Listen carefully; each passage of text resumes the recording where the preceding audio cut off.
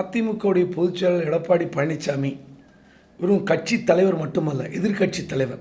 எதிர்க்கட்சி தலைவர் பழனிசாமி அவர்கள் 17ஆம் தேதி சட்டமன்றத்தில் பேசுகிறார்.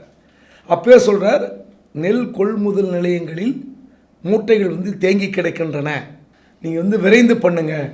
அதிமுக ஆட்சி காலத்தில் ஒரு நாள் ஒன்றுக்கு 1000 மூட்டைகள் கொள்முதல் செய்யப்பட்டன.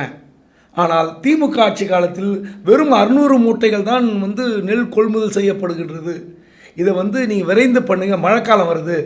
சாலை ஓரத்தில் நெல் மூட்டைகள் அடுக்கி வைக்கப்பட்டிருக்கின்றன, மழையில் நினைந்து அவையெல்லாம் முளைக்க தொடங்கி விட்டனன்னு 17ஆம் தேதி பேசி 18ஆம் தேதி பேப்பரில் வந்திருக்கு. ஆனால் இது இன்றைக்கி நேற்று பிரச்சனை இல்லை. இது அதிமுக ஆட்சி காலத்தில் இப்படி இருந்திருக்கிறது. திமுக ஆட்சியில் மட்டுமல்ல, 2 திராவிட கட்சிகளும் விவசாயிகளுக்கு மோசம் செய்திருக்கின்றன, மறுக்கவே முடியாது. ஏதோ எடப்பாடி பழனிசாமி இன்னைக்கு தஞ்சாவூர் திருவாரூரில் போய் இப்படி நெல்லுலாம் முளைச்சிருச்சேன்னு வருத்தப்படுவதற்கு அவரும் ஒரு காரணம். ஆனால் இப்போ ஆட்சி ஆறுது திமுக. திமுக ஆட்சியில் அவர் வைக்கிற குற்றச்சாட்டு என்ன, அது ரொம்ப முக்கியம்.